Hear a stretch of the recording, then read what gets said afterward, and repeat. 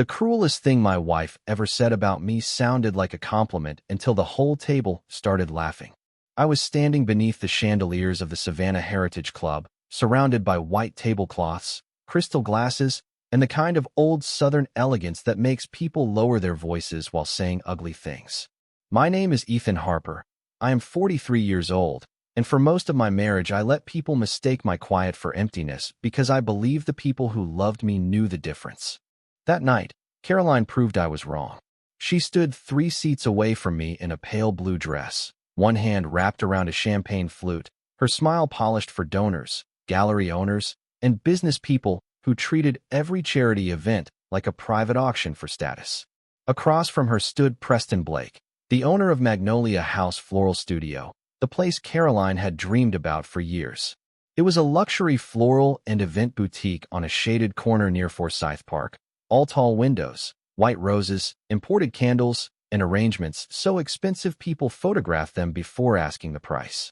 Caroline spoke about that studio the way some people speak about a childhood home, as if owning it would finally prove she had become the woman she wanted the world to see. Preston knew that. He also knew how to use it. He leaned beside her that night with his silver watch flashing under the ballroom lights and told everyone that dreams required boldness, taste, and a partner who understood ambition. Then Caroline laughed, glanced toward me, and said, "Ethan is kind, but kindness does not build empires." The table went quiet for half a second, just long enough for everyone to decide whether they were allowed to enjoy it. Then came the soft laughter, the polite kind, the expensive kind, the kind that slips between silverware and champagne like it belongs there. I looked at my wife first, not at Preston, not at the donors smiling behind their napkins. Her. I waited for her to soften it, to touch my arm, to say she was joking, to give me even the smallest sign that 12 years of marriage meant more than winning one room. She did not. She only took another sip of champagne and smiled like she had said something clever. Preston raised his glass toward me. "No offense, Ethan," he said, his voice smooth enough to pass for charm. "Every visionary needs someone steady at home." More laughter. Smaller this time, but still there. I felt something cold settle in my chest. Not anger yet. Not even humiliation exactly, but the clean, precise awareness that a line had been crossed in public and my wife had helped draw it. I set my water glass down carefully on the table. The sound was barely louder than a breath, but Caroline heard it. Her eyes flicked toward me, and for one quick second, the smile on her face faltered. Maybe she expected me to laugh along. Maybe she expected me to disappear into the background like I had so many times before, carrying her coat, paying the valet, listening while she told people I had left real estate because I wanted a simpler life. She never added that I left after selling 2 commercial buildings at the top of the market. She never mentioned the private investment firm I still controlled through a holding company. She never mentioned the medical debt I had quietly cleared for her father, or the year I covered her bills after she lost her marketing job and called it a bridge loan she never had to repay. I did not need credit for loving my wife. But sitting there under those chandelier lights, while she used my restraint as proof that I was small, I realized I had given away something more dangerous than money. I had given her permission to edit me. Preston continued talking about Magnolia House, how the right buyer could turn it into the premier event brand in coastal Georgia, how Caroline had the vision, how ownership was the difference between dreaming and becoming. Caroline's eyes shone as he spoke. I knew that look. It was hunger. It was the same look she had years ago when we drove past the studio on a rainy afternoon and she whispered, "One day, that will be mine." What she did not know was that Magnolia House had been quietly bleeding cash for 8 months. Preston had missed 2 commercial loan payments. His vendor accounts were stretched. The landlord wanted certainty. And 2 weeks earlier, my attorney had sent me the preliminary acquisition file because the business broker thought my firm might be interested in distressed boutique assets. I had not acted then. I had told myself buying Caroline's dream without her knowledge would feel controlling, even if it was meant as a gift. That night changed the question. It was no longer whether I could buy her dream. It was whether she deserved to receive it from a man she was willing to humiliate for applause. I looked around the table and memorized every face that had laughed. Then I looked back at Caroline and spoke quietly. "You are right about one thing," I said. The table stilled. Preston's smile sharpened. Caroline tilted her head, uncertain. I picked up my napkin, folded it once, and placed it beside my plate. Empires are not built on kindness alone, I said. They are built on timing, leverage, and knowing when to stop letting people underestimate you. No one laughed that time.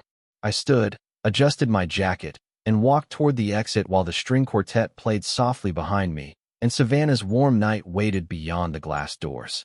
By the time I reached the valet stand, my phone was already in my hand. I called my attorney and said, "Open the Magnolia House file. Tonight." By the time the valet brought my car around, the laughter from the ballroom had faded into the thick Savannah air, but I could still hear it in my head, soft, polished, and perfectly trained to leave no fingerprints. I sat behind the wheel for a moment with the engine running, watching the warm lights of the Heritage Club glow through the live oaks, Spanish moss hanging like gray lace over the driveway. My attorney, Daniel Price, answered on the third ring, his voice alert even though it was nearly 10 at night. Daniel had handled my private investment work for almost 14 years, long enough to know I did not call after hours unless a line had turned into a door. "Magnolia House?" he asked after I told him to open the file. "I thought you passed." I looked back toward the club entrance just as Preston walked near the glass doors, still laughing with the donor, one hand tucked into his pocket like a man who believed the room would always remain his. "I reconsidered," I said. Daniel went quiet for half a second. "Personal or strategic?" I watched Caroline appear behind Preston, her pale blue dress catching the light, her face still bright from being admired. She did not look around for me. Not once. "Both," I said. Daniel understood enough not to ask the wrong question. "The broker told me Preston is under pressure. 2 missed payments on the commercial note. Vendor balance is aging past 90 days, and the landlord wants a stronger guarantor before renewing the lease. If you want this clean, we need valuation, debt schedule, asset list, employee contracts, lease assignment, and escrow terms." I listened without moving, feeling the cold clarity settle deeper. This was not about buying roses and chandeliers. Magnolia House was a business, and businesses had bones beneath the beauty. Inventory, cash flow, debt, reputation, leases, payroll. Preston had spent years wrapping those bones in white orchids and imported ribbon, making people like Caroline believe owning the studio meant stepping into elegance itself. But I had spent my adult life reading what beautiful rooms try to hide. "Have the package on my desk by 6, I said. "Reach out to the broker tonight." Quietly, Daniel's voice sharpened. "Do you want to use Harper Holdings?" "No. Use Rivergate Capital for the letter of intent. I do not want my name on the first touch." "Understood." I ended the call and drove home through streets washed in amber lamplight, past brick townhomes, iron balconies, and closed storefronts that looked peaceful only because darkness hid their unpaid invoices. The city had always looked like a painting to Caroline. To me, it looked like a ledger with flowers growing over the margins. When I pulled into our driveway, the house was dark except for the porch light and the glow from the kitchen window. I sat there longer than necessary, hands resting on the steering wheel, remembering the first time Caroline told me about Magnolia House. We were 6 years into marriage, driving past Forsyth Park after a rainstorm, the streets shining black under the trees. She had pressed her hand to the passenger window when she saw the studio lit from inside, all cream walls and towering arrangements, and whispered, "That is the kind of place where a woman becomes unforgettable." I had smiled then because I loved the way ambition sounded in her voice. I had not known that one day she would use my quiet support as proof that I had none. Inside, Caroline was not home yet. I changed out of my jacket, poured a glass of water, and went into my office, the room at the back of the house where she rarely came unless she needed a charger or a signature. The lamp cast a steady circle of light over the desk. I opened my laptop and pulled up the preliminary broker memo Daniel had sent weeks earlier. Magnolia House Floral Studio, distressed but brand strong, strong event pipeline, weak working capital, owner overextended, lease renewal risk. There it was in plain language, the dream stripped of perfume. At 11:23, Caroline came in. I heard her heels in the hallway, slower than usual, then the pause outside my office door. "Ethan," she said. I did not look away from the screen. "You left." I did. That was embarrassing. I let the words sit there, heavy and absurd. Then I turned toward her. She stood in the doorway, still beautiful, still composed, but with a trace of irritation around her mouth, as if my absence had inconvenienced the version of the night she wanted to remember. What part embarrassed you? I asked. The fact that I left, or the fact that everyone noticed you gave them a reason? Her face tightened. It was a joke. No, I said quietly. It was a public summary of what you have started to believe. She folded her arms. You are being dramatic. I almost smiled. Dramatic was an interesting word from a woman who had let a ballroom laugh at her husband because it made her feel closer to a dream. I turned the laptop slightly, not enough for her to read everything, just enough for her to see the Magnolia House heading. Her eyes moved to the screen, and something flickered there. Interest first, then confusion. Why are you looking at that? She asked. I closed the laptop before she could step closer. Because Preston is not the only person who understands assets. The room went still. Outside, cicadas sang in the humid dark, and the old house creaked softly around us. Caroline tried to recover with a small laugh. Ethan, you do not even like floral design. I like numbers, I said. And Magnolia House has been telling on itself for months. Her expression shifted, but pride held it in place. Preston knows what he is doing. I stood then, slowly, not to intimidate, only because I was done having important conversations from a chair while she looked down at me. Preston knows how to make failure look expensive. Her mouth opened, but nothing came out right away. For the first time that night, I saw uncertainty reach her before anger did. I walked past her toward the hallway, then stopped beside the door. Get some sleep, Caroline. Tomorrow is going to be a very different day for that dream of yours. I left her standing in the office doorway with the glow of the closed laptop behind her, and for once, the silence between us did not belong to her. The morning sun filtered through the blinds, casting narrow lines of light across the office floor as I sat at the long oak desk, reviewing the projections for Magnolia House. The tension from last night had not yet dissipated. Caroline had moved through the kitchen with her usual grace, but her eyes avoided mine, flicking toward the papers I had left out to imply oversight, though she knew better than anyone that I never overlooked anything of value.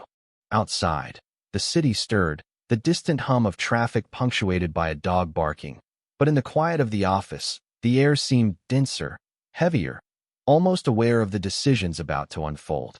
Daniel had called early, suggesting a tighter analysis on cash flow, vendor relations, and employee retention.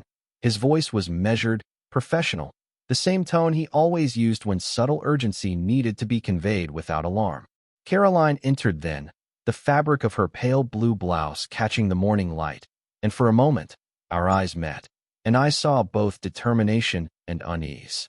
I have reviewed the documents, she said, voice calm but firm, as if she had rehearsed the words in advance. I nodded, not needing to speak. We need to ensure the staff transitions smoothly and clients are informed without panic, she continued, pacing slowly along the edge of the room. I made notes, mentally tracking every risk point she outlined: outstanding orders, supplier deadlines, and upcoming event contracts. It was all tangible evidence that this was no longer a dream, but an enterprise requiring strategic oversight. Preston underestimated the operational complexities, I said quietly, almost to myself, observing her reaction.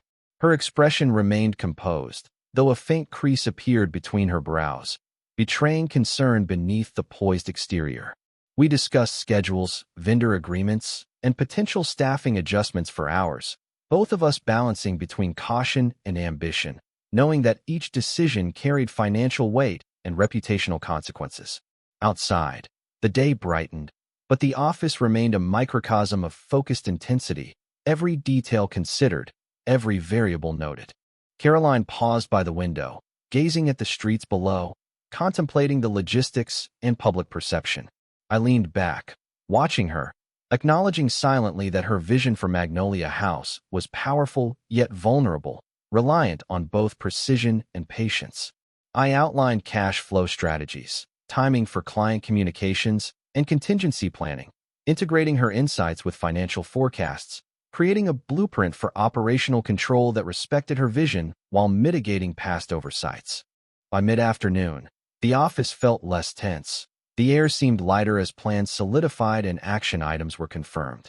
Caroline and I shared a brief look, a silent acknowledgement of collaboration and mutual respect, understanding that the success of Magnolia House depended not only on capital, but on disciplined execution, foresight, and the ability to navigate complexities together.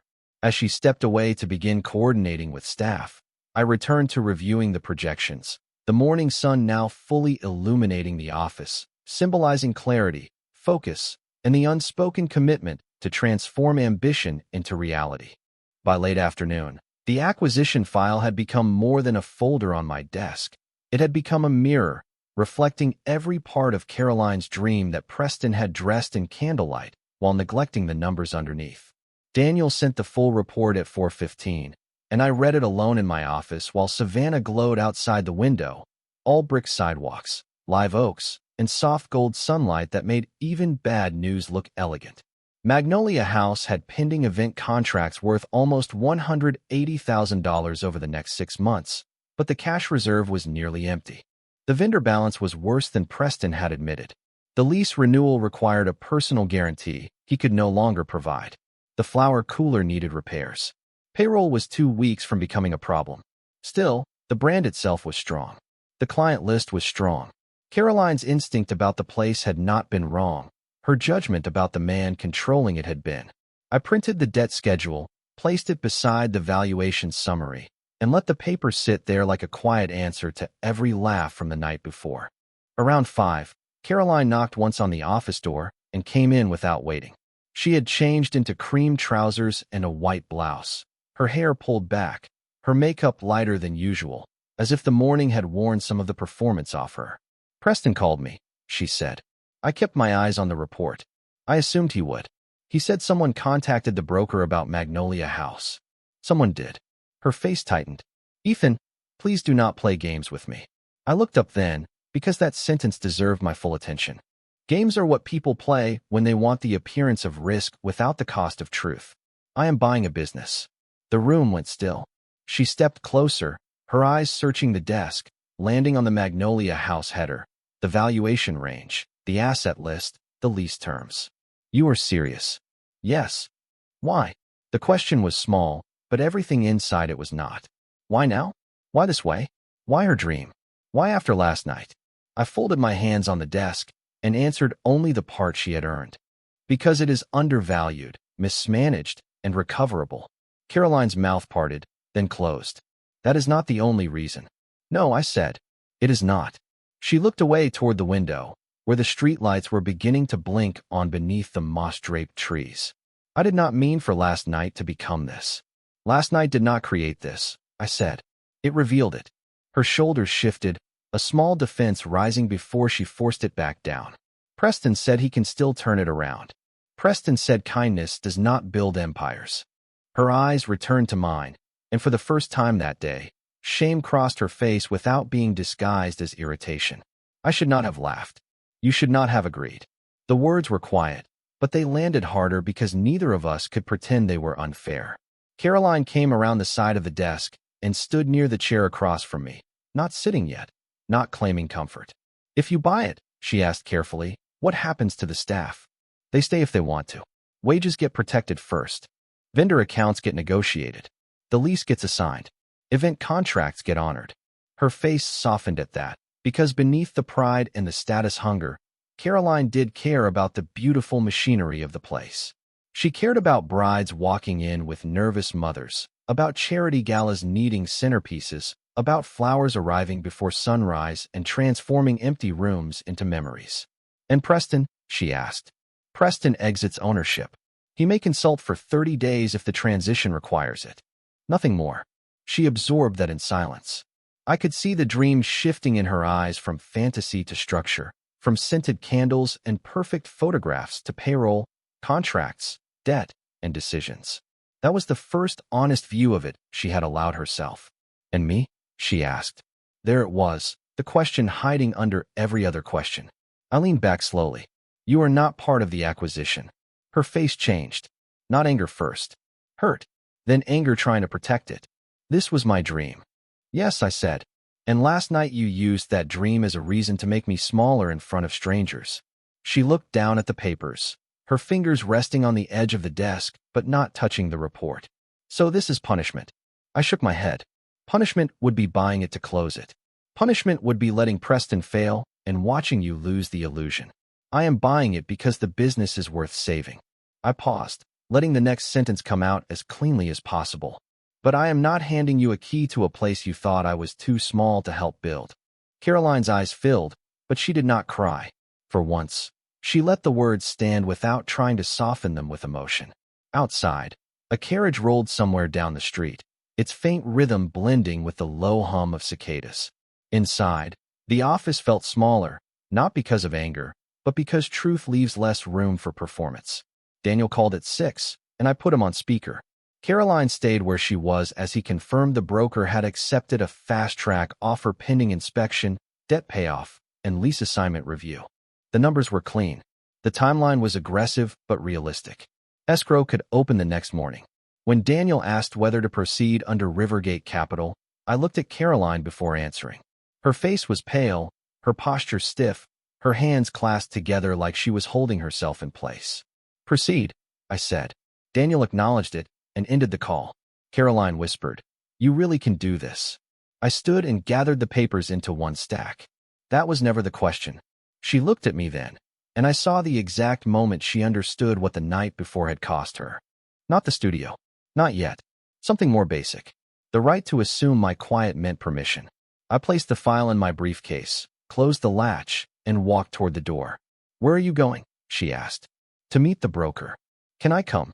I stopped in the doorway and turned back. "No, not for this part." The answer hurt her. I could see it. But for the first time in a long time, I did not rush to make my boundary easier for her to carry. I left the house as the evening settled over Savannah, the air warm, the sky fading lavender above the oaks, and I drove toward Magnolia House with no applause, no raised voice, no audience. Just a signed letter of intent in my briefcase and the steady knowledge that I was no longer letting anyone else decide what my worth looked like. The morning air in Savannah carried a mix of salt from the nearby river and the faint scent of magnolias, and as I stepped onto the porch, I could see Caroline already in the garden, clipboard in hand, checking every planter, her brow slightly furrowed in concentration, yet her posture poised and determined, a blend of precision and grace that made her unmistakable. "You are early," she said without looking up, her voice calm but carrying that subtle undercurrent of challenge she had perfected over the years. I leaned against the railing, arms crossed, observing how she moved among the flower beds, adjusting, measuring, and taking notes, the morning light catching the soft highlights in her hair. "I wanted to see your approach before you even noticed me," I replied, watching her glance briefly over her shoulder with a slight smirk that acknowledged the presence but refused to give it weight. The tension between us was palpable yet unspoken, a quiet electricity born from previous confrontations and mutual respect for each other's capabilities. We walked slowly toward the old oak tree where the contracts had been temporarily placed, each step deliberate, the gravel crunching beneath our feet punctuating the quiet conversation that existed without words. Caroline finally turned to me, her eyes steady and clear. "Do you really understand what taking over this business entails?" she asked, her tone softening only slightly, revealing the flicker of vulnerability beneath her composed exterior. I set the papers down and gestured to the flower arrangements around us, to the meticulous planning of the layouts and the careful consideration of the event spaces. "I do. More than you might think. Every decision, every account, every detail matters, and I intend to respect what you built here while correcting what has been neglected." She studied my face for a long moment, as if weighing my sincerity against her own experience, then nodded, the tension easing slightly though not completely, a silent acknowledgement that this was no longer a game of words but a matter of action. We moved together through the kitchen, the scent of fresh pastries and brewed coffee blending with the earthy fragrance from outside, Caroline occasionally pointing out minor flaws, her hands tracing the edges of countertops, the placement of supplies, the organization of equipment, each movement deliberate, each correction a test of my patience and understanding. I responded with quiet attentiveness, adjusting minor things as she directed, never interrupting, allowing her expertise to guide the process while keeping the overarching strategy in mind. By mid-morning, the office was filled with the soft hum of activity, staff moving purposefully under Caroline's watchful eye, and I took a moment to observe her from across the room. The way she balanced authority with approachability, the way she communicated without raising her voice. And I realized that reclaiming this business would require not just financial acumen, but understanding the human element she had nurtured for years. Caroline approached with a small smile, handing me the updated inventory and payroll sheets, her expression showing a mixture of pride and cautious optimism. "You are adapting faster than I expected," she said, a hint of warmth in her voice. I accepted the documents, acknowledging her statement with a nod, and for a brief instant, the competitive tension that had defined our interactions gave way to a collaborative understanding. Yet, beneath the surface, both of us knew the underlying currents remained: the history of disagreements, the previous mismanagement, and the stakes involved. We spent the next hour reviewing vendor accounts, event contracts, and staffing schedules, our dialogue precise and businesslike, each point addressed with careful attention, no room for ambiguity, yet our mutual respect evident in the way we listened, responded, and occasionally exchanged glances that conveyed more than words could capture. By the time we stepped back outside, the sun had climbed higher, casting long shadows across the garden, and Caroline, for the first time that morning, allowed herself a small, unguarded laugh, a sound that seemed to release a fraction of the tension between us. And I realized that while the path forward would be challenging, the foundation for success was being quietly built, one deliberate, thoughtful step at a time, each decision blending pragmatism with the vision she had always held for. Magnolia House. Preston Blake arrived at Magnolia House just before noon, wearing a linen jacket too clean for a man whose business had been surviving on delayed invoices and borrowed charm. The brass bell above the front door rang softly when he stepped inside, and every employee in the studio looked up for half a second before pretending to return to their work. The room smelled of white lilies, eucalyptus, fresh-cut stems, and expensive candles, the same carefully designed atmosphere that had made Caroline fall in love with the place years earlier. But now, under the noon light pouring through the tall windows, I could see what the perfume had been hiding. The cooler door hummed unevenly. One corner of the ceiling needed paint. A delivery invoice sat under a vase like a problem someone had tried to make beautiful. Preston looked at me first, then at Caroline standing near the consultation table with the inventory sheets in her hands. His smile appeared slowly, polished and false. "I did not realize this had become a family field trip," he said. Caroline stiffened, but she did not answer. That was new. Last night, she would have laughed to keep the room smooth. Today, she let the insult hang where he put it. I respected that, though I did not show it. I placed the payroll summary on the table and looked at Preston. "We are reviewing operating realities." He gave a short laugh. "Operating realities? Ethan, you make flowers sound like a warehouse." "A business that cannot cover payroll is a warehouse with better lighting," I said. The studio went quieter than before. One florist in the back lowered her eyes to a bucket of roses. Caroline's fingers tightened around the papers, not in anger at me, but because she knew the sentence was true. Preston stepped closer, his silver watch catching the sunlight. "You have no idea what this place means to people." I looked around at the curated shelves, the cream walls, the arrangements waiting for weekend weddings, the framed magazine feature near the register with Preston smiling beside Caroline at a charity event 2 years earlier. "I know exactly what it means," I said. "That is why I am not letting your ego sink it." His smile disappeared. There it was, the man beneath the charm, the one who did not like facts unless they came wrapped in praise. "You think writing a check makes you capable?" he asked. Caroline looked at me then, and I felt the old wound from the gala open just enough to remind me why this moment mattered. Failure, background, kindness, all the pretty words people used when they wanted a man useful but not respected. I did not raise my voice. "No," I said. "Writing a check gets you in the door.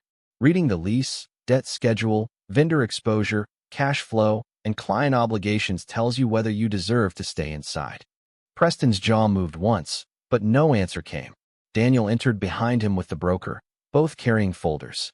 The broker, a tired-looking woman named Marcia Bell, greeted Preston first, then turned to me with the careful professionalism of someone who knew which buyer could close. "We have seller acknowledgement of the letter of intent," she said. "Escrow can open this afternoon if final terms are approved." Preston's face shifted. Seller acknowledgement does not mean approval.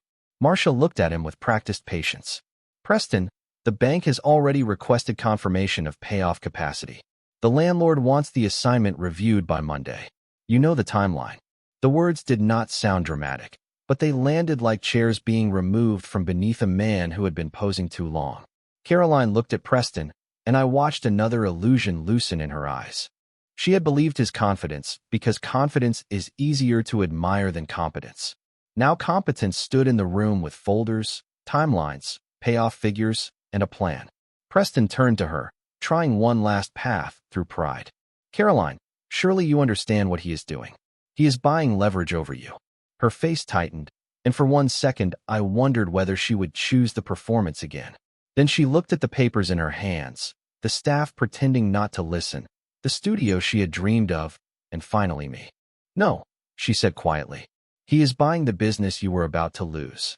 The silence that followed was not loud, but it was complete. Preston stared at her as if betrayal had just learned to speak in her voice. I felt no victory in it, only the sober weight of a truth arriving late. Daniel placed the preliminary operating plan on the table. The offer includes vendor payoff negotiations, payroll protection, lease assignment, and a 30-day transition period. Preston may remain as a consultant only if Mr. Harper approves.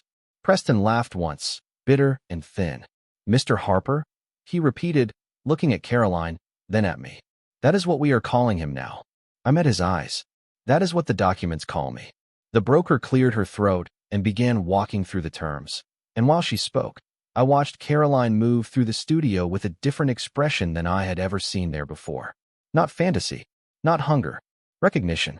She noticed the cracked paint, the tired staff, the overdue invoice, the beauty and the burden standing side by side. That was the first time I believed she might truly understand what ownership meant. It was not the dream photographed through glass. It was responsibility, carried when no one applauded. When the meeting ended, Preston stepped outside to call his attorney, and Caroline remained near the front window, looking at the Magnolia House sign above the door. I thought this place meant becoming someone, she said softly. I stood a few feet behind her. It does. She turned toward me, hope rising too quickly. Then what am I supposed to become now? I looked past her at the flowers, the contracts, the employees, the work waiting beneath the beauty. Someone who learns the difference between wanting a dream and being worthy of responsibility for it. Her face fell, but she did not look away. Outside, Savannah moved lazily under the afternoon sun, carriages rolling past, tourists laughing near the square, the world unaware that inside a floral studio, a woman's dream had been saved by the man she had called too small to build anything. And I realized, standing there with the offer nearly accepted and the keys still out of reach, that reclaiming everything did not mean taking the dream from her. It meant refusing to hand it over until respect could stand beside ambition without being asked to shrink. I will not let this define me, Ethan said under his breath, the morning sunlight spilling across the polished wood floor of the office and catching the dust motes that danced lazily in the air. Caroline stood on the other side of the desk, arms crossed, her expression unreadable, but her eyes reflecting the tension that had been building over the past week. The room smelled faintly of coffee and printer ink, a sterile kind of calm hiding the storm that had erupted just days earlier. Ethan took a deep breath and laid out the folders he had brought with him, each one containing documents, proposals, and figures that spoke louder than any argument could. We need to talk about the payroll, the client deposits, and the upcoming lease renewal, he said, his voice steady but firm, not a threat, but a declaration of responsibility. Caroline tilted her head slightly, her lips pressing into a thin line. You think you can just waltz in and take control after everything? She asked, the underlying challenge clear in her tone. Ethan leaned slightly forward, hands flat on the desk, anchoring himself as if to absorb the weight of her scrutiny. I am not here to take control, Caroline. I am here to make sure we survive the next quarter. That is what matters. She let out a short, almost humorless laugh, shaking her head as she moved toward the window, pulling the blinds slightly to let more light in. The city outside seemed oblivious to the quiet power struggle unfolding in a small office. a stark contrast to the meticulous arrangement of flowers and decorations she had worked so hard to maintain. Ethan watched her, noting the tension in her shoulders, the tightness of her jaw, the way her hands gripped the edge of the windowsill. I understand this is hard to hear, but the reality is we cannot afford mistakes right now. Every decision counts. Caroline finally turned toward him, her eyes narrowing slightly, a flash of defiance mixed with the worry she had tried to hide. And what about trust? What about the fact that I built this, day by day, expecting you to support me, not to question every move?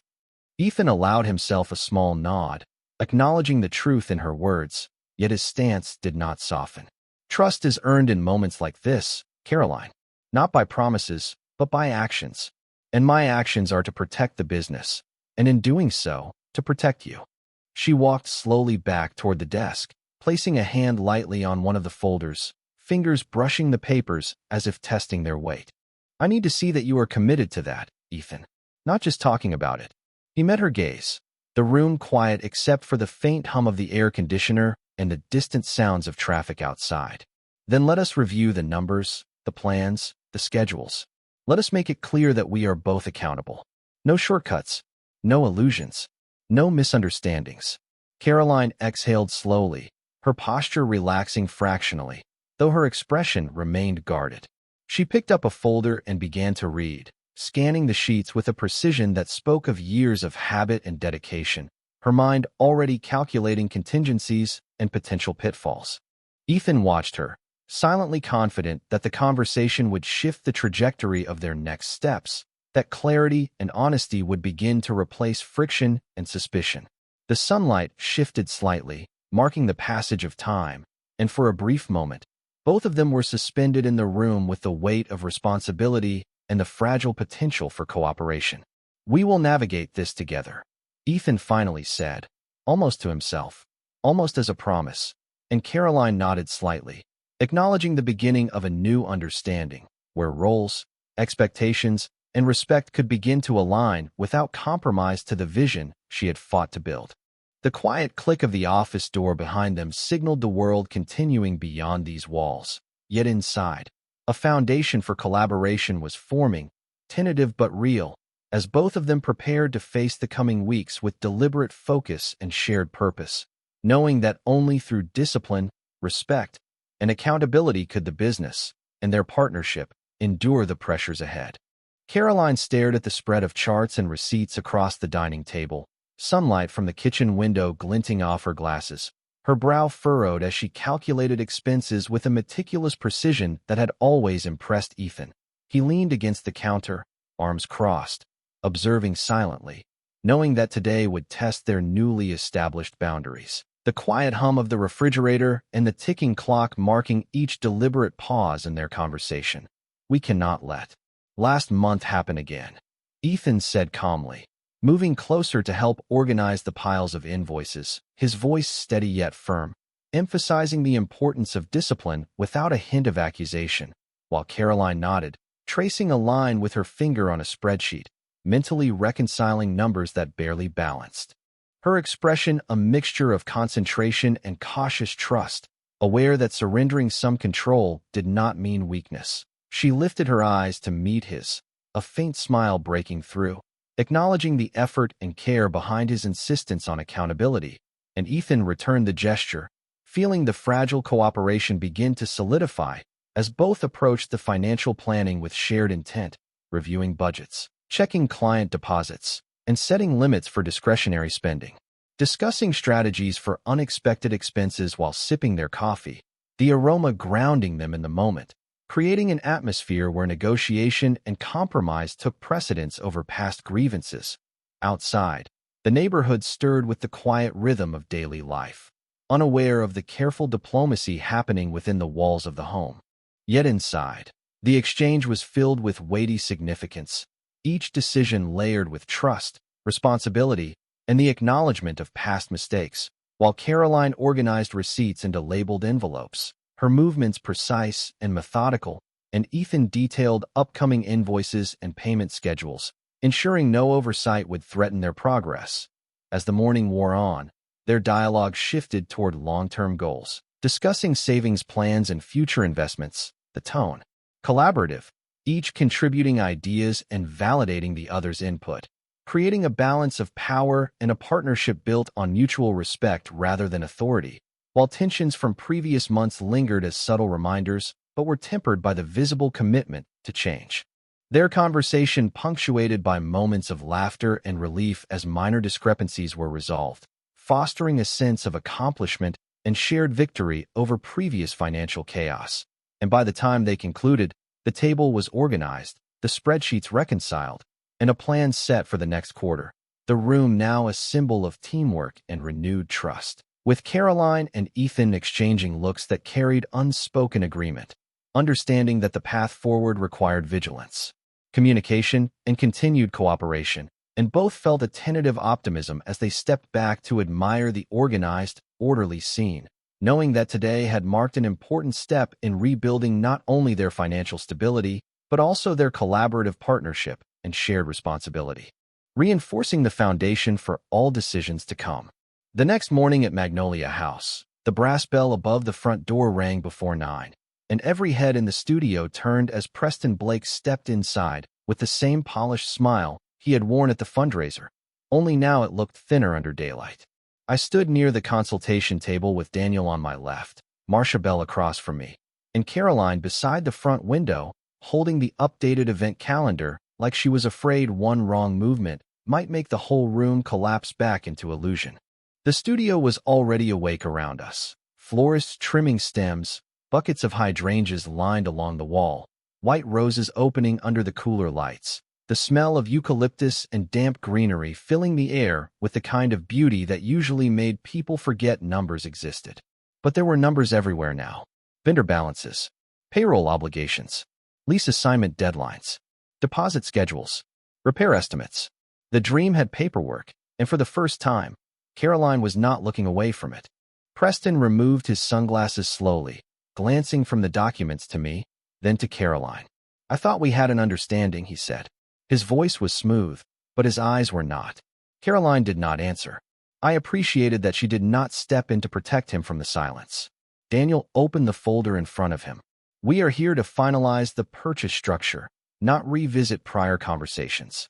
Preston gave a small laugh. Of course, the husband finally finds a way to feel important. The words were meant for me, but they landed on Caroline. I saw her shoulders stiffen, and maybe she heard the echo from the fundraiser too, the same old trick of shrinking me so someone else could stand taller. I looked at Preston calmly. Importance is not the issue. Solvency is. Marcia slid the updated payoff summary across the table. The bank has accepted the proposed payoff amount if escrow opens today. The landlord has indicated preliminary approval of lease assignment to Rivergate Capital, pending proof of reserves and operating plan. Preston's jaw tightened. Rivergate Capital, he repeated, as if the name itself offended him. Still hiding behind entities, Ethan? I placed one document at the center of the table, the ownership disclosure Daniel had prepared that morning. My name appeared clearly beneath the managing member line.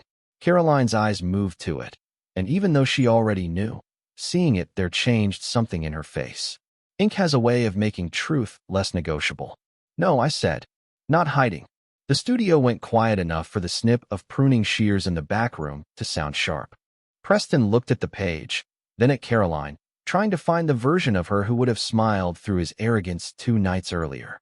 She was still pale, still uncertain, but she did not rescue him. "You cannot run this place," Preston said to me. "You do not understand the clients, the taste, the relationships." I nodded once. "That is why the staff stays. That is why the event contracts are honored. That is why vendors get paid before anyone talks about expansion. I do not need to pretend I can design a wedding centerpiece. I need to make sure the person who can design it gets paid on Friday." One of the senior florists, a woman named Elise who had barely spoken all morning, looked up from a bucket of stems. Her expression did not change much, but her eyes did, and that small shift mattered more to me than Preston's approval ever could. Caroline saw it too. She looked around at the staff, at the work tables, at the cooler, at the people whose livelihoods had been wrapped inside her fantasy, without her ever fully considering what that meant. Preston stepped closer to the table. "Caroline, tell him this is not what you wanted." Her grip tightened on the calendar. For a long second, I thought she might speak from old hunger, from pride, from the part of her that wanted the studio so badly she would accept it from the wrong hands if the ribbon looked pretty enough. Instead, she looked at Preston and said, "What I wanted was never supposed to depend on unpaid vendors and hidden debt." The sentence stunned him more than any accusation I could have made. His face lost color by degrees. Daniel kept his tone professional. "Mr. Blake, if you want the bank payoff and personal guarantee release to remain available, we need signatures before close of business." Preston stared at the documents as if they were an insult written in legal margins. Then he sat. Not gracefully, not humbly, but he sat. And that was enough. The next hour moved with the strange calm of inevitable things. Pages turned. Daniel explained clauses. Marcia confirmed escrow instructions. Preston signed where required, each stroke of the pen heavier than the last. Caroline stood quietly by the window, no longer performing ownership in her imagination, but witnessing the cost of it in real time. When the final signature was complete, Daniel gathered the packet and looked at me. "Escrow will open within the hour. Subject to inspection and lease assignment. Rivergate takes operational control at closing." Operational control. The phrase settled over Magnolia House like a change in weather. Preston stood, buttoning his jacket with stiff fingers. "Enjoy your empire," he said to me, but the old mockery had gone dull.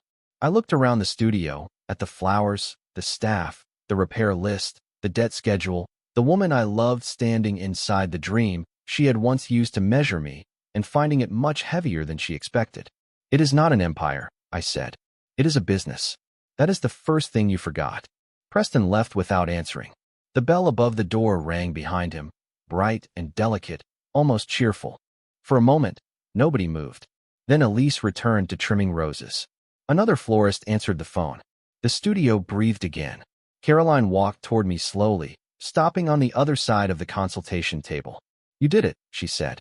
I closed the folder. "Not yet. Closing still has conditions. You know what I mean." I did. But I also knew how dangerous it was to let all replace accountability. 2 nights ago, she had called me kind in the same tone people use for harmless. Now she was looking at me like the floor beneath her dream had my name in the foundation. I met her eyes and kept my voice quiet. I bought the chance to save it. What happens next depends on whether everyone here can respect the work more than the image. Her mouth trembled slightly, but she nodded. Outside, Savannah sunlight spilled across the sidewalk, tourists passing under the live oaks, unaware that inside Magnolia House, the fantasy had ended and the responsibility had begun. The first full day under Rivergate's pending control did not feel like victory. It felt like standing in the center of a beautiful room and finally hearing all the things that had been rattling behind the walls. After Preston left, I spent the afternoon at Magnolia House with Daniel, Marcia, and the senior staff, walking through every corner of the business that Caroline had once seen only through glass and longing. The cooler repair estimate came first, then the overdue invoices, then the event deposits that had been used to cover last month's payroll instead of being protected for the brides and families who had already trusted the studio with their most important days. Elise, the senior florist, explained it all with the tired calm of someone who had been carrying too much truth for too long. She stood beside a table covered in white roses, wearing a faded green apron and a pencil tucked behind one ear, and said, "We kept making it beautiful because that was the job. But beauty does not pay the wholesalers." Caroline stood beside me when Elise said it, and I felt her go still. For years, Magnolia House had been her symbol of arrival, proof that good taste and ambition could become a life. Now she was learning that the people inside that dream had been holding it together with tape, unpaid patience, and professional pride. I did not soften the lesson. I could not. If I turned the studio into a gift too quickly, Caroline would keep loving the image and miss the responsibility. So I asked questions, one after another, not harshly, but clearly. Which vendors were closest to cutting service? Which events had deposits already spent? Which employees were owed overtime? Which systems had passwords Preston still controlled? Daniel took notes. Marcia confirmed timelines. Elise answered honestly, and with every answer, Caroline's face changed a little more. Not because she was embarrassed in front of me, but because she was embarrassed in front of the work. That was different. Around 4, We gathered at the consultation table beneath a hanging arrangement of pale orchids and eucalyptus. The afternoon sunlight poured through the front windows, catching dust in the air, making the whole studio look softer than the numbers allowed. I laid out the first operating priorities. Payroll protected immediately after closing. Vendor negotiations within 48 hours. Client deposit account separated from operating cash. Cooler repairs scheduled before the weekend. No expansion, no rebrand, no launch party, no publicity until the foundation stopped cracking. Caroline looked up at that last part. No launch party. Her voice was quiet, but the old hunger was there, faint and wounded. I looked at her. Not for a rescue. She lowered her eyes, and this time she did not argue. Elise gave me a small nod from across the table, and that nod meant more than any applause at the Heritage Club ever could. It meant the people who had actually kept Magnolia House alive understood the difference between ownership and vanity. Near 5, Caroline asked if she could speak with me outside. We stepped onto the sidewalk under the live oaks, where Savannah's evening heat pressed gently against the brick buildings and tourists moved past with shopping bags and melting ice cream. The studio window behind us reflected both of us. Me in a navy suit with my sleeves slightly loosened, Caroline in cream and pale blue, standing close enough to look united to a stranger, far enough for the truth to breathe. I wanted the party, she said. The flowers, the announcement, the pictures, the moment people realized it was mine. I said nothing. She looked through the window at Elise trimming stems. I did not think about payroll, or deposits, or the cooler. I thought owning it meant everyone would finally see me the way I wanted to be seen. The honesty was rough around the edges, but it was honest. I leaned one shoulder against the brick wall and watched a carriage roll slowly down the street. That is why I said you are not part of the acquisition yet. She turned toward me. Yet. I met her eyes. Hope moved across her face too quickly, and I held up a hand, not to stop her from feeling it, but to slow the story she might build around it. Yet does not mean tomorrow. It does not mean a title because you love the place. It means if you want a role here, you start where responsibility starts. Where is that? She asked. Learning the business without being handed the crown. The words hurt her. I saw it. But she stayed. That mattered. What would that look like? She asked. For the next 30 days, Elise runs floral operations. Daniel and I handle the closing and financial reset. You can shadow client consultations, inventory, vendor calls, and event setup. No decisions without approval. No public announcement about you. No pretending this was always your plan. Caroline looked down at the brick sidewalk, jaw tight, pride fighting with understanding. That feels like being punished. No, I said. It feels like starting without special treatment. She laughed once, small and humorless, then wiped at the corner of one eye before any tears could become the center of the moment.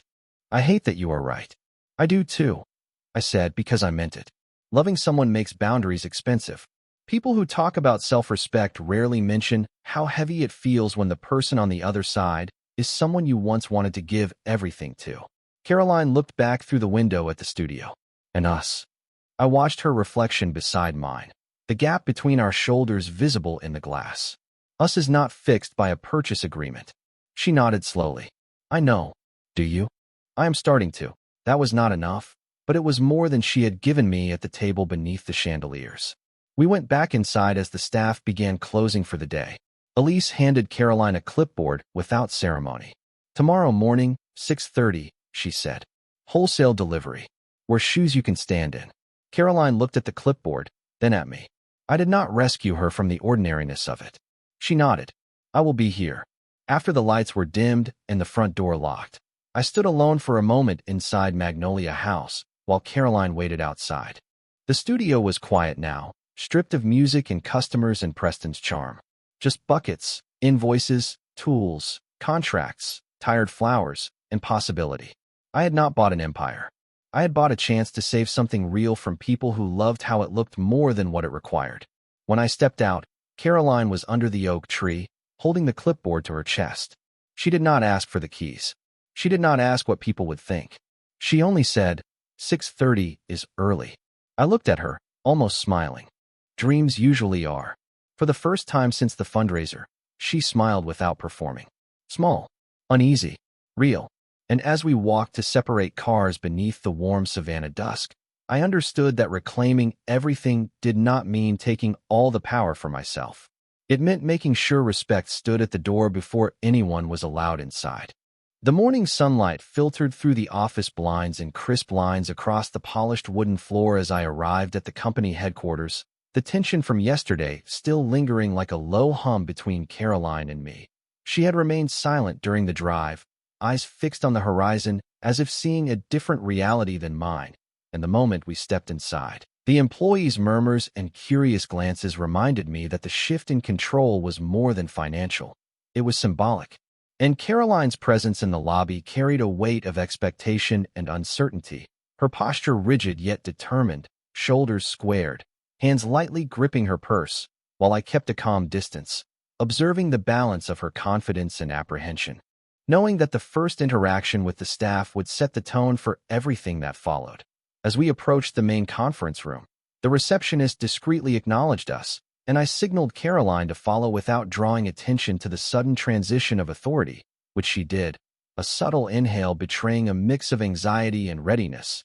And once inside, I began with the essentials, introductions framed around roles, expectations, and immediate tasks, emphasizing that she would not make autonomous decisions yet, but would shadow meetings, review budgets, and participate in operational briefings, learning the inner workings without the pretense of ownership, all while observing how her demeanor shifted from hesitant to engaged as she asked questions about client accounts, vendor schedules, and upcoming project deadlines.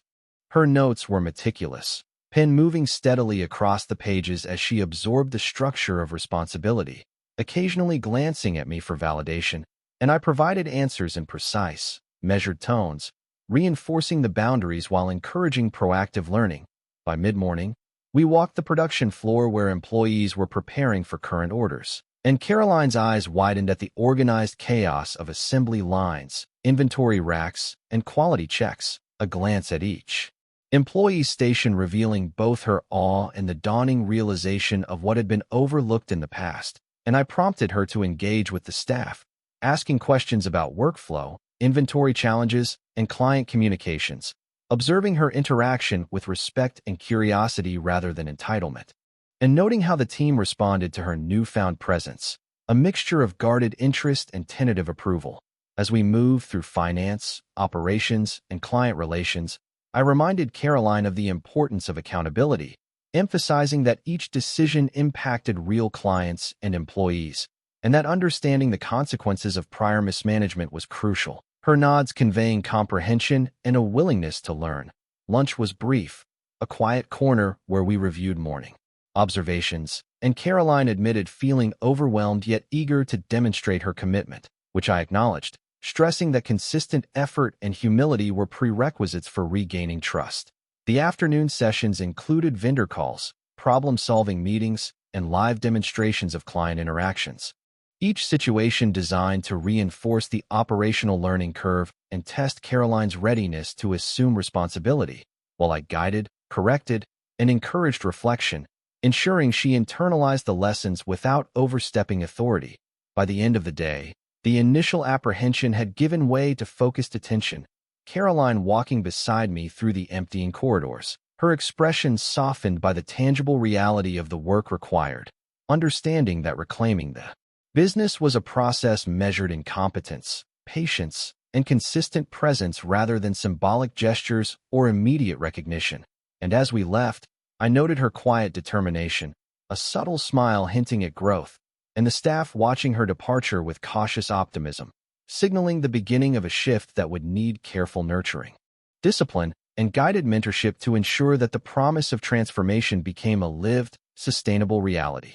By the second morning of Caroline's trial period at Magnolia House, Savannah was still cool enough for the sidewalks to hold the night air, and the studio lights were already on when I arrived at 6:25. Through the front window, I saw her inside with Elise, both of them standing beside 6 tall buckets of roses, ranunculus, and greenery that had come in from the wholesaler before sunrise. Caroline was not wearing the polished cream trousers or soft blue dresses she used for charity luncheons. She had on dark jeans, flat shoes, and a simple white button-down with the sleeves rolled to her elbows, her hair pinned back in a way that looked less elegant than practical. For a moment, I stood outside beneath the live oak and watched her without stepping in. She was holding an invoice in one hand and a stem cutter in the other, listening while Elise explained how a late delivery could ruin not only a centerpiece, but an entire client relationship. Caroline nodded, not with the glazed interest of someone admiring beauty, but with the focused discomfort of someone finally meeting the labor behind it. That mattered. The bell above the door rang when I entered, and she looked up quickly, surprise crossing her face before she covered it with a small, tired smile. "You are early," she said. Elise glanced at the clock. "He is on time.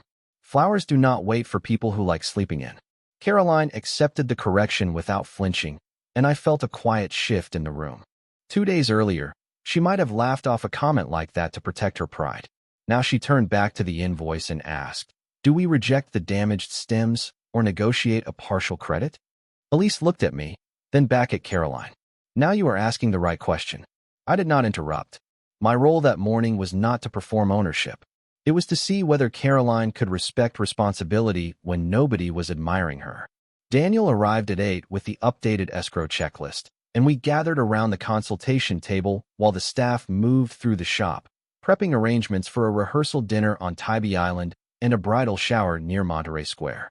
The purchase was moving forward, but the conditions were real: lease assignment, equipment inspection, bank payoff confirmation, vendor settlement letters, and proof that event deposits would be protected in a separate account after closing. Caroline followed every line with a pen, making notes in the margin, and when Daniel mentioned that the deposit account would limit spending flexibility, she asked, "Does that mean we cannot use new event deposits to repair old mistakes?" Daniel looked at me as if to ask whether I wanted to answer, but I waited.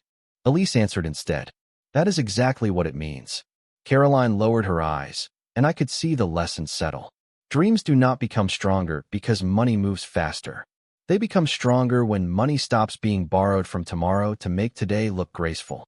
Around noon, the biggest test came in the form of a client named Mrs. Aldridge, a poised woman in pearl earrings who walked in expecting Preston. She had booked a high-end anniversary dinner and wanted to add 2 extra floral installations without increasing the budget. Under Preston, Elise later told me, the studio would have agreed, absorbed the cost, and quietly strained the staff to preserve the client's praise. Caroline started to smile the old way, the social way, the way that almost said yes before the numbers had a chance to speak. Then she stopped. She looked at the estimate sheet, the labor schedule, and the calendar. "We can do 1 additional installation within the current budget," she said carefully. "For 2, I would need to revise the proposal so the staff time and materials are covered properly." Mrs. Aldridge blinked, surprised by a boundary in a room built to feel indulgent. Preston always found a way. Caroline's hand tightened around the pen, but her voice stayed steady. "That is part of why the business needed a new way." The room went still. Elise looked down to hide a smile. I looked at Caroline and saw the cost of that sentence. She had not only corrected a client, she had corrected the fantasy she used to love. Mrs. Aldridge considered it, then nodded. "Send me the revised proposal." When she left, Caroline exhaled like she had been holding her breath for 10 minutes. "I thought she would walk out," she said. Elise shrugged. "Some will. Better that than paying for their approval." Caroline looked toward me then, and for once there was no demand in her eyes, no expectation that I would praise her into comfort. Still, I gave her the truth. That was responsible. Her face softened. Responsible feels less glamorous than I imagined. Most things worth keeping do. By late afternoon, the studio had survived deliveries, client calls, vendor negotiations, and 1 cooler technician who confirmed the repair would cost less than expected, but still more than anyone wanted. Caroline stayed through all of it. She carried buckets, checked quantities, apologized to Elise for assuming floral work was mostly taste, and listened when the staff explained how Preston's charm had often left them cleaning up promises he made too quickly. When we locked the front door after closing, the sky above Savannah had turned pink behind the oaks, and the studio smelled of cut stems, damp leaves, and cooling wax from the candles near the register. Caroline stood beside the consultation table, tired, quiet, and very far from the woman who had laughed beneath chandeliers. "I used to think owning this place would make people respect me," she said. I placed the day's folder into my briefcase. "Respect does not come from the sign on the door." She nodded slowly. It comes from how you treat what is inside. I looked at her then, really looked, and saw not redemption, not yet, but effort without an audience. That was a beginning I could respect. Outside, the brass bell gave one soft sound as we stepped into the evening, and Caroline did not ask for keys, a title, or forgiveness. She only asked, "What time tomorrow?" I answered, 6:30. She looked down the quiet street, then back at the studio window where her reflection stood beside mine, separated by glass, work, and the truth still waiting to be earned. "I will be here," she said, and this time, I believe she understood that being here meant more than standing inside the dream. It meant becoming worthy of the wait. The closing happened 10 days later in a small conference room above a title office on Bay Street, with rain tapping softly against the windows and the smell of old paper, coffee, and wet brick drifting in from the hallway. There was no applause, no champagne, no ribbon tied around a key, no photograph for Caroline to post online with a perfect caption. Just Daniel, Marcia, the landlord's attorney, a bank representative on speakerphone, and me signing my name where the documents required it. Rivergate Capital took legal control of Magnolia House at 9:46 in the morning, and the moment was so quiet that anyone walking past the door would have thought we were renewing insurance instead of changing the future of the business my wife had once used to measure my worth. Caroline was not at the table. That had been my decision. She had spent the previous days arriving at 6:30, shadowing a lease, checking invoices, learning how many stems a luxury arrangement could waste if a designer did not plan carefully, and standing through vendor calls where charm meant nothing and payment history meant everything. She had earned a place in the work, but not in the ownership meeting. Not yet. When Daniel slid the final operating rights packet into my briefcase, he looked at me and said, "It is yours now." I glanced at the signature page, then at the rain blurring the city beyond the glass. "It is responsible to me now," I said. "That is different." By 11, I was standing outside Magnolia House under a black umbrella, watching the staff move inside through the tall front windows. The studio looked almost impossibly beautiful in the rain. White roses stacked in silver buckets, candles glowing near the consultation table, pale orchids hanging from the ceiling like quiet promises. But now I knew what every corner cost. The cooler repair had been scheduled. Payroll had been funded. Client deposits were in a protected account. The first vendor settlement letters had gone out that morning. Beauty, for once, had support beneath it. Caroline came out of the back room carrying a crate of greenery with both hands, her sleeves rolled, her hair pinned messily, a smudge of leaf dust on her wrist. She saw me through the window and froze for half a second, then set the crate down and came to the door. The bell rang softly above her as she stepped outside. "It closed?" she asked. I nodded. Her eyes moved to the umbrella, the briefcase, then back to my face. There was hope there, but it had learned caution. "Congratulations," she said quietly. The words sounded simple, but I could hear everything underneath it. The fundraiser, Preston's glass raised in mockery, her laughter, the way she had once looked at Magnolia House like it could make her larger by making me smaller. I closed the umbrella and stood beneath the awning with her while rain fell beyond the brick curb. "Thank you," I said. She waited, maybe for me to say it was hers now, maybe for the old version of me to turn the painful lesson into a gift because I loved her and wanted the tension to end. I did love her. That was the problem with boundaries. They do not become easier just because they are necessary. Caroline looked through the window at Elise arranging stems beside a young florist, then back at me. "I know I do not get to ask for it." That sentence surprised me more than any apology she had given so far. I studied her face. No polished smile. No performance. Just a woman standing outside her dream in the rain, finally understanding that wanting something was not the same as being entitled to it. "Ask for what?" I said. Her mouth tightened. "A title. A key. A public announcement. Any of it." I looked at the Magnolia House sign above the door, the letters freshly cleaned but still not replaced, the kind of detail Preston would have photographed before fixing the cooler. "What do you want instead?" She took a breath. "A chance to keep learning. From Elise. From the staff. From the numbers. And from you, if you are willing." The rain softened around us, steady and clean. I thought about the table at the Heritage Club, the laughter sliding between champagne glasses, Preston saying every visionary needed someone steady at home. I thought about how easily Caroline had let that sentence stand, and how hard she had worked these past days without asking anyone to admire her for it. Forgiveness did not arrive like a door swinging open. It arrived more like morning light, touching one corner of a room at a time and still leaving shadows where they belonged. You can continue the 30-day trial, I said. Same terms. No title. No authority without approval. No public announcement about your role. She nodded before I finished. I understand. At the end of 30 days, Elise and I will decide whether you stay in operations training. Her eyes glistened, but she did not turn the moment into tears. That is fair. And at home, I said, my voice lower now, we do the same thing. No pretending 1 week of humility repairs what happened. No acting like the purchase fixed our marriage. She looked down at the wet sidewalk, then back up. I know. I reached into my briefcase and took out a small envelope. Caroline stared at it, and I saw her hope rise despite herself. Inside was not the ownership key. It was an employee access card with temporary credentials, her name printed beneath the studio logo. She took it carefully, as if the plastic weighed more than gold. This gets you in for deliveries, setup, and training shifts, I said. It does not open the office safe. It does not approve spending. It does not make decisions. Caroline ran her thumb over her name. It means I start at the door. Yes, I said. That is where respect starts too. For a moment, neither of us moved. Then the studio door opened behind her, and Elise leaned out, holding a clipboard. Caroline, if you are done having your rain moment, the Tybee order is not going to pack itself. Caroline almost laughed, but stopped herself from making the moment too easy.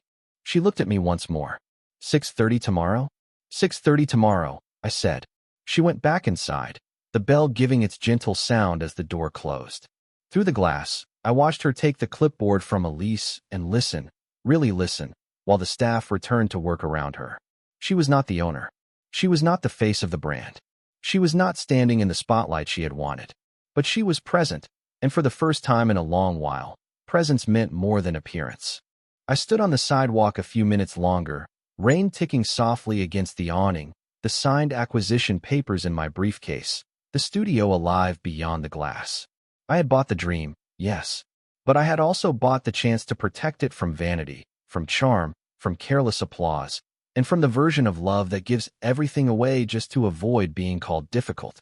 When I finally turned toward my car, Caroline looked up from inside. Our eyes met through the rain-streaked window. She did not smile like she had won. I did not smile like I had punished her. We simply saw each other across the glass, both aware that something had been reclaimed, not all at once, not perfectly, but enough to stand on. And as I walked beneath the live oaks toward the street, I understood the truth I should have learned years earlier. Kindness can build beautiful things, but only when it is protected by self-respect. And from that day forward, I was never going to confuse being loving with being invisible again.